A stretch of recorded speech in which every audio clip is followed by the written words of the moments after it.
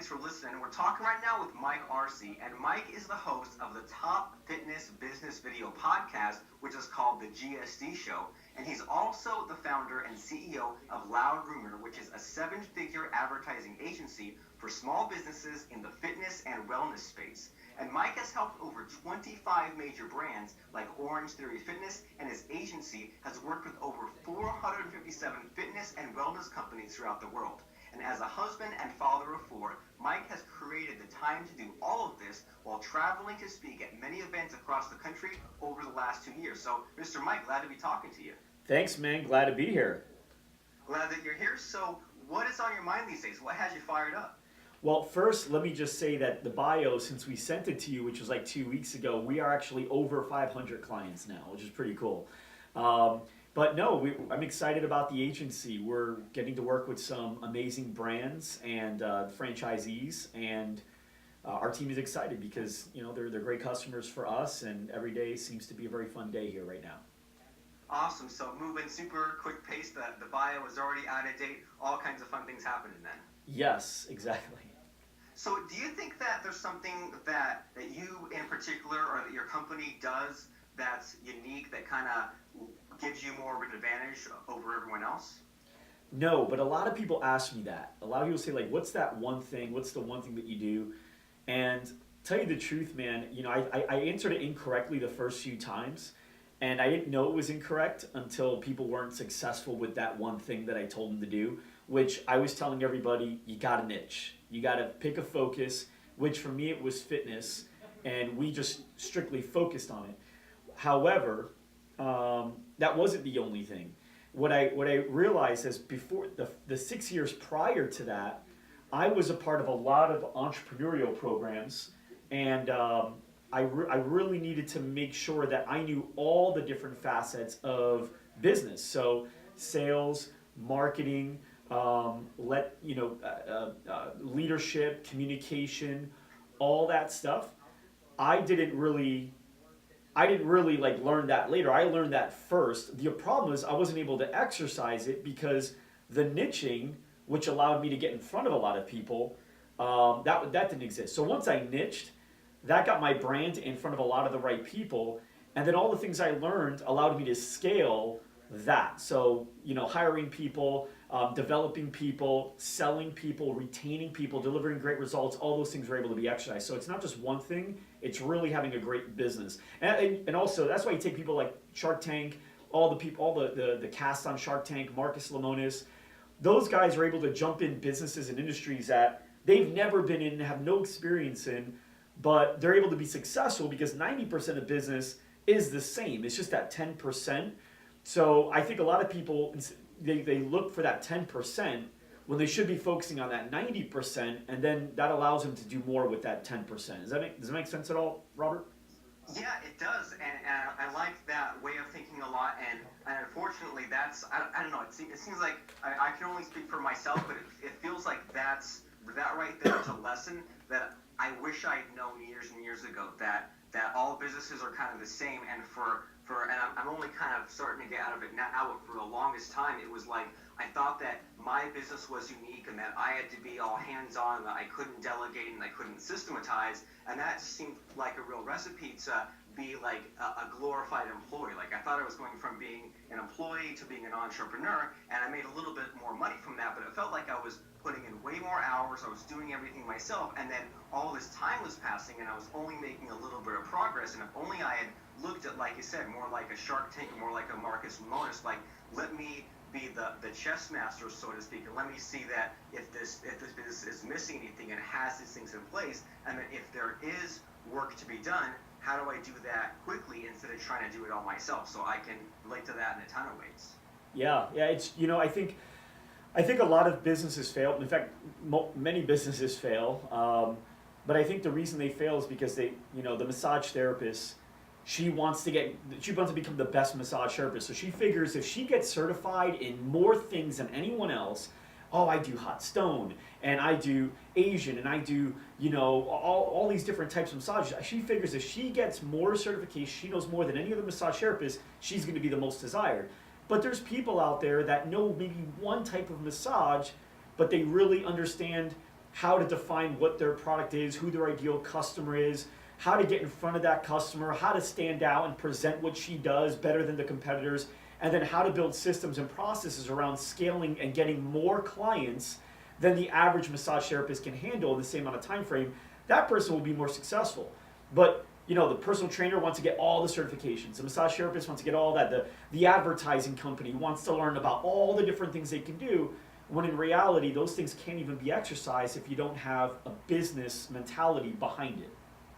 So why do you think that so many people fall into that trap? Is it just a matter of like going through the day-to-day and not having a real plan, or not having that outside coach looking in? I mean, why do so many people fall into that trap, like you just said, where they think they have to learn more or be smarter, when maybe they just need to be better business people and market themselves better? I mean, why do people kind of not take that leap they need to make? They just don't know. And yeah, coaching is a big part of it. So just Saturday, a couple days ago, I was at my son's basketball game, and he went through his legs like 2 or 3 times and didn't move an inch. And the coach yelled at him and said, "Julian, why are you going through your legs so much? You're not even moving forward. You're just in the same spot." And that's what a lot of businesses do. They start doing all these new things, these fancy things, but it doesn't move them forward. So, but it's because they don't know. Now you take people like Tim Duncan, who's a Hall of Famer. The guy, I don't even know if he went through his legs his entire career, 20 years in the NBA. He was Mr. Fundamentals. That was actually his nickname. And so he had one of the best coaches of all time in Popovich. But yes, I think a lot of people, you just don't know. If you're ignorant to things, and ignorant isn't a bad word, it's just ignorant means I just don't know. If you're ignorant to it, you don't know. So I think more people need to be reading books like E-Myth and Scaling Up and the Rockefeller Habits, and just things to understand the principles of business. And then whatever they do, it doesn't really matter. They're going to be able to be more successful at that thing. I just don't think people even know they should do that, or they don't value it. Well, it's great that they're listening to you right now, so now maybe they're kind of waking up a little bit. And so was there like a moment or like some kind of event or something that pushed you into this new way of thinking? Like, did something happen where you had to make a change? I got lucky. So I got really, really lucky. I became an entrepreneur because of where a lot of bad stuff that happened. So I hit, like a lot of entrepreneurs, hit a rock bottom point, and then I thought that was rock bottom, but then there was more rock bottoms I kept following. So that's why I started a business. But for the first couple of years, I was like everybody else, where I was just wanting to keep delivering a better product. The product was good already, and then I got real lucky.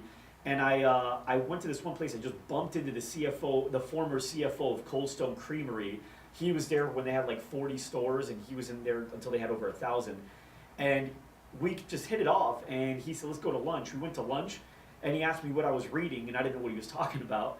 And then he started telling me what I'm talking to you guys about, and that opened me up to realize that, it's not just about being a great advertiser, it's about being a great business person. And I'm a business owner. Advertising is a service I deliver, but at the end of the day, I'm a business person at this point. So then he made me start reading, and then I got hooked. Every book recommended other books, and so then I started getting coaching, because I saw in books that I was reading a lot of the best, most successful people have coaches, and their coaches have coaches. And so I've spent over $150,000 in coaching. I've read over 250 business books. I spend a couple grand every quarter just going to conferences, learning more about this stuff. I listen to podcasts. There's every day you have to dedicate to education on business, not advertising or whatever you do, business. And then you spend a little bit of time developing the product every day as well, but business has to be a part of it. I like that a lot, and just like always being curious enough to, even if there's only time to read a page in the morning, imagine what that would add up to, or if there's only time to open up the Audible app in your phone and listen to 10 minutes on a run. Again, that adds up to a lot. So you lucked out, you ran into this guy who was high up in Cold Stone Creamery, and he kind of turned you on to, getting out more and reading and stuff like that. So it's one thing to hear advice, right? But it's another thing to take action. So do you think that there was anything in particular that kind of motivated you into having those better habits? Like, going out there to conferences and having lunch with people, it's a scary thing for a lot of people. So how the heck did you do it? I had a son, and then I had a daughter that was just born as well. And what I learned was so my son, who was at that point 4 years old, 5 years old, I realized that I never taught him how to walk, but neither did my wife, and neither did anybody. Nobody teaches anybody how to walk. Kids just learn how to walk. You encourage them. You put your arms out and you say, come on, you can do it. That's it. You don't say, okay, now the left foot, now the right foot. Even if you did say, they wouldn't know what you're talking about. They just walk. And the reason they know how to walk is because they've been watching you do it for the last 10 to 13 months. And people can say, well, it's instinct. Okay, well, then how do you explain that same kid, same age, picking up a toy phone and going, hello? That's not instinct. So they watch you, and then they do. And you can tell them all this stuff, but they don't do what you tell them. They do what they see you do. And I realize that I can tell my kid what every parent tells their kids, do your best, honey. Just do your best. That's all I care. I don't care if you mess up. Just do your best. It's okay if you mess up. Don't care what anybody thinks. You just go out there and do it anyway. It's okay to fail. Failure's part of it, baby. Just do it. We'd say all this stuff, but how many adults are actually doing it? And so you could tell your kid, do your best, but if you're not doing your best, he's watching that. Or at least that's what he thinks best really is defined as. You can tell him, don't worry if you mess up, but how many times is he watching you mess up and keep moving forward? He can tell you not to care what everybody else thinks, but how many times does he watch you care what everybody else thinks? Doesn't matter what you say, it's what you do. So I realized that if I wanted to really get my son to get the most out of his life, I needed to do whatever I would want him to do. So whatever advice I would tell my son, then I need to follow that myself. I love it. That's great. So be a good example.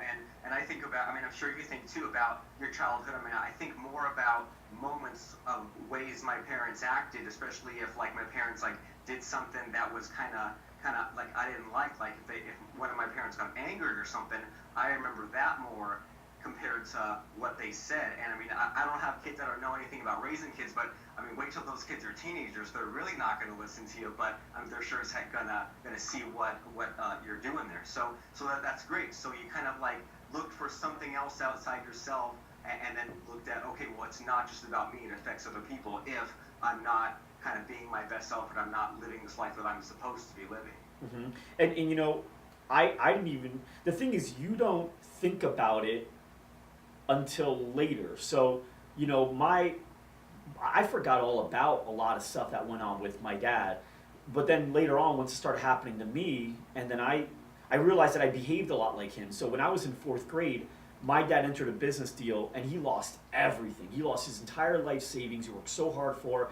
I saw my dad almost have a heart attack while I was in 4th grade. He was in his early 30s. And so, but then I saw him work 18 hours a day for like the next 5 to 10 years. I don't know what it was. I just, I'm going by gut feeling, whatever it felt like. But I remember watching the Knicks game with him. We were both Knicks fans. He and I never missed a Knicks game. Never. But my dad worked at home. He was a jeweler. That's what he did. He fixed jewelry, repaired jewelry. That's what he did. So he had a bench in the basement. And in the other room of that same basement was the family room where the TV was. So we would be watching the Knicks game, and my job was to tell him every time the game was about to start. Because whenever there was a timeout, my dad would run to the other side of the basement, and he'd do whatever work he could do in 2 minutes. And then once the game was on, I would go, Dad, it's on. And he'd run back, and he'd sit next to me. We'd watch a game together. And then at halftime, he'd get a good 15, 20 minutes to work. And that's what he did. That's how much he worked. There was not 1 minute wasted, but he still spent time with me. And so I have 4 kids. I've coached 13 seasons of basketball. I've coached 2 seasons of baseball, 2 seasons of football, 2 seasons of soccer. I go to all the practices. I go to pretty much all the games. I've missed maybe 6 out of like 280 or whatever it is. And so I go to all this stuff no matter what, but at the same time, GSD, that's the name of the show, it stands for Get Shit Done. I'm still moving forward and working my ass off to make sure that the company and everything that we're doing here is working together, but the two are married together, the family time, the business. And I didn't realize until I hit rock bottom, until I started working that way naturally. No one taught me to work that way verbally. No one said, Mike, you hit rock bottom, here's what you got to do. You got to work 18 hours a day, but somehow you got to find time for the family. No one verbally told me that. I just did it. And then I went back later on after I got myself out of the hole and realized that's what my dad did. And I could only put my finger on the fact that I absorbed that, Yeah, that's great. You absorbed it as a kid, and it kind of stuck in there for when you needed it later on. So, and you mentioned your GSD show and your agency, and so can you kind of go into a little bit of detail about what your agency is exactly, and what the GSD show is, and like all the cool stuff you do? Yeah, so our agency helps fitness studios and independent gyms with their advertising. We get more leads for these people than anybody else, period. Like, we are it right now. And we do it through Facebook, Instagram, and YouTube, and that's what we do. The GSD Show is a video podcast that we created for them. It's really cool. It's got like a sports center theme and everything that helps people in that industry succeed. So we bring in a lot of influencers, and they share their business knowledge, not just fitness knowledge, but business knowledge on how they can better grow their business. Now, since then, that show is actually going to be going on a hiatus, as I was asked to be the host of a show for a huge organization called Mind Body. And so it's duplicate content, doesn't need to happen. So I'm actually, now it's going to be the Bold Show. But I started a new show, Robert, and it's called The GOAT Show. Do you know what GOAT stands for? No idea. No, so if I tell you Michael Jordan's a GOAT, Tom Brady's a GOAT, Muhammad Ali's the GOAT, you still don't know what it stands for if the first word is greatest? Uh, Greatest of a time, maybe? Of all time. Greatest of all time. Perfect. So basically, every episode, I interview somebody that's arguably the greatest of all time in whatever it is they do. So we are launching it in January. We're interviewing 15 people before the end of the year, so we're going to have a 15 episode head start. We've already interviewed John Lee Dumas, Dennis Yu, Ryan Dice. I'm flying out to interview Lewis Howes on Friday. Damon John's coming on, Russell Brunson, Grant Cardone. All these guys are coming on, arguable GOATs in what they do. And the reason is because what I told you. I get to sit down with these guys for, whatever time I'm asking them questions. And I get to ask them whatever I want and learn from them, develop relationships with them. And to me, that's been the most valuable part of my business, is not learning how to run an ad to get myself more customers. It's learning how to look at everything the big picture, because I'm hanging out and learning from people that are far more successful for longer than I am, and they've been doing it for longer. And sometimes, even if you're more successful than people in general, they may be better than you at one thing. So you take like that average 5-year-old kid that can destroy you in a video game. It's not that he's smarter than you, it's just that he's played it 1,000 times. So he already knows what's going to happen, where the guy's going to come from, where the bullet's going to come from. So he already knows because he's memorized things, and he can predict, whereas you are reacting to like what's coming at you. So I like to just learn from people, and the GOAT Show allows me to learn from the best. I love it, and I can relate to something similar with, interviewing all these different people on the podcast, like some little lessons stuck, and then sometimes if I just keep hearing the same lesson over and over from like 10, 20 different guests, I think, okay, well, all these people who have these like deep skills in other areas, if they all have this kind of common ground, then that's something that I really need to listen to. And so I'm curious, like, how do you reconcile the sort of I guess like grinding it out versus the more like intangible stuff? Because like on one hand, like networking and getting yourself out there and all that's really important, but then there's also the time to kind of be back in the office and do the things that need working, and you can't have one without the other. And if you have too much without the other, like there's problems there. But how do you view that? How do you know if you're spending too much time in the office with just your team or too much time networking? I mean, what are your thoughts on that? Well, it depends on where you're at in your business. So if you're just starting right now, then you're building everything. So you've got to be in the office, because you're doing the sales, you're doing the marketing, you're doing the customer service, you're creating the processes and systems as if you have employees, so that when you do have employees, those things are already set up and ready to go and be trained on. So, but you still got to make time to learn every day. But eventually, as you start developing your team, which should be a goal for you, is to be able to hire people that can start taking these hats off for you, then the majority of your time should be spent on that. Right now, I probably spend a total of 5 to 10 hours a week in the office, and majority of it's really just developing the people here and spending time with them and listening to their ideas, optimizing some of the strategies we have in place, and just making sure everyone's got a really good place to work. And that's all I really do. Outside of that, the majority of my time is education, reading a lot, listening to other podcasts, interviewing other people, those relationships, so I can find ways to continue meeting up with them even after the podcast is over. So I think that should be a goal, But it's like kids, you know, when you first have a kid, all your time is devoted to that kid because the kid can't do anything without you. The kid can't sit, the kid can't feed itself, the kid can't change its own diaper. But then over time, then you could start focusing on other things because the kid becomes more, it can start running himself, you know? Yeah, yeah, I like that a lot. So basically, like, in it kind of any situation, when it's first going and you're trying to, work the bugs out of whatever system you're building, and maybe you're doing some of it yourself, it's like you're doing maybe more work than you can sustain, more work than you think you had to. But then if you now that you're getting the kinks out, now that you're making the system yourself, then you know that at some point you can hand it off to someone else to refine your system better or do it easier. So it's kind of like, like if you're pedaling a bike at first, like you have to work a lot, but once you get up to a certain speed, it's pretty easy to maintain that speed. Right, and then developing people is extremely important. So, like, you say you take your kids, you can either be that kid that has to help your kid with home, or that parent. You could either be that parent that helps your kid with homework until he's in high school, or you could be that parent that really teaches your kid how to get ahead of the game early so that he's ahead without you even having to help him. So then, little by little, that means instead of you being involved in the homework stuff until high school, you don't have to be. You can get out of that earlier, and that allows you to work on other things with him, which means you're able to develop him faster. You keep doing the same thing. Same thing with your people. You could be the person that's micromanaging all your people and making sure they are running ads the way you tell them to do it, or you could be teaching them where they can continuously learn how to run this, basically where you would go to learn, teach them where to go, and then teach them the value of learning it so that they can start doing that on their own, and they're creating without you having to be there. Right, so that way you can keep on ramping up, and it's like if you're micromanaging too much, it's almost like if you raise a kid to be too sheltered, then you're hurting them by doing more work for them. It's better if you can get them to learn this and do it themselves. If you're always micromanaging your kid, you never have time to spend. You never have time with your wife, because you're constantly chasing the kid around. Next thing you know, it's 10 o'clock, and you're both like, "I'm gonna kill that kid," and you just can't wait to go to bed. Versus, kid does his homework on his own. While he's doing his homework, you and your wife can have like a conversation.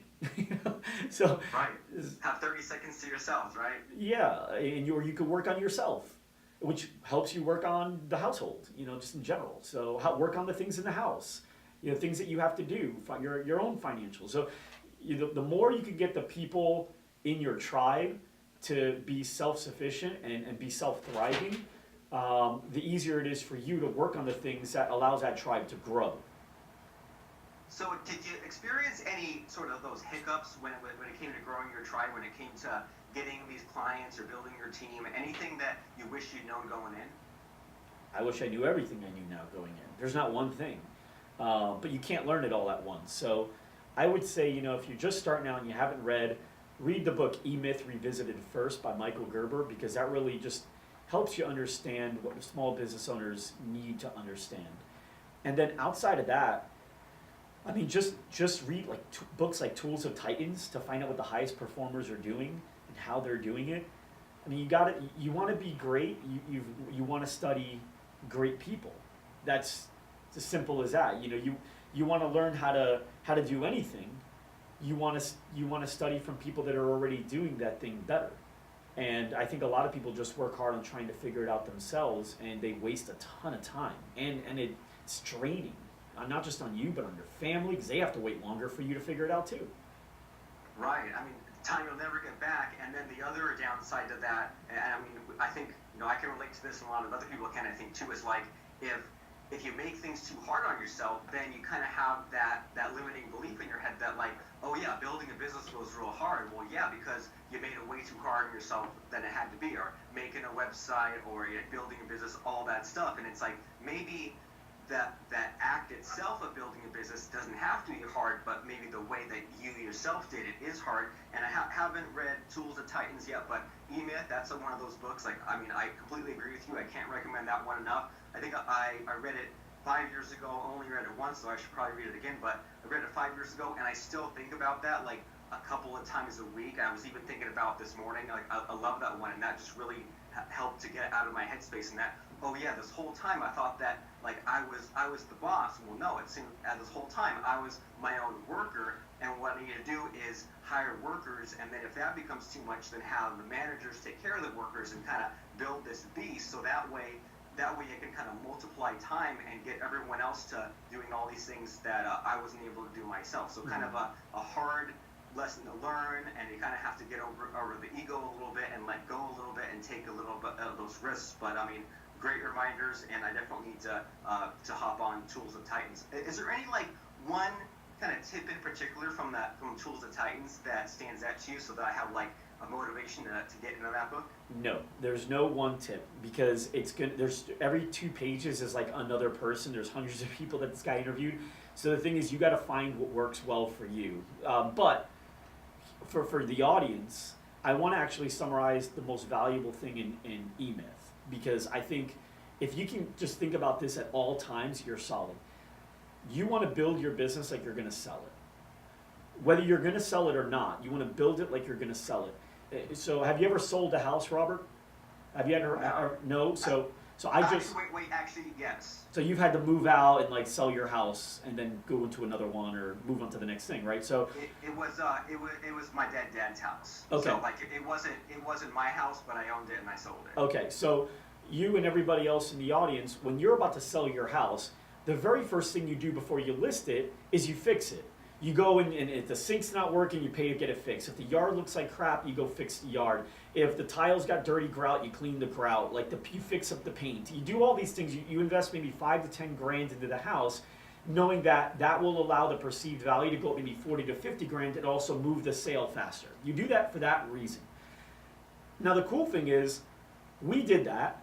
And as soon as we spent, it was like $6,500, we spent it, we fixed the house up, we looked at the house, we were excited to sell, and now we go, man, I kind of like this place now, I don't want to leave. You know, and I think when you're building your business, you should always build it as if, and constantly do things as if you're going to sell it.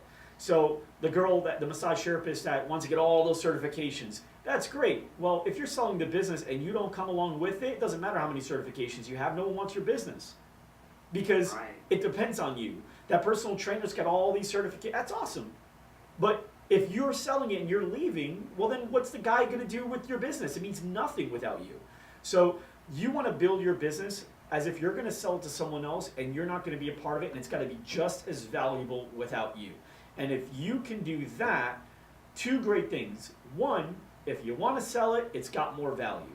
2, if you don't want to sell it, it's yours. How awesome is that? So that's the best thing I got from E-Myth, and that's the way I look at the business at all times. I love it. So it's win-win. If you want to stay in or you want to sell it, either way you win, as long as you do these right things and you do these right steps. And so so great stuff. So how can people find the GSD show, and how can people find Loud Rumor along with anything else you got going on? So for me, you can go to mikearce.live. That's M-I-K-E, Mike, and then A-R-C-E, Arce.live. TheGSDShow.com will take you to the podcast for the GSD show. Loudrumor.com, Loud Rumor, and that'll take you to our agency site.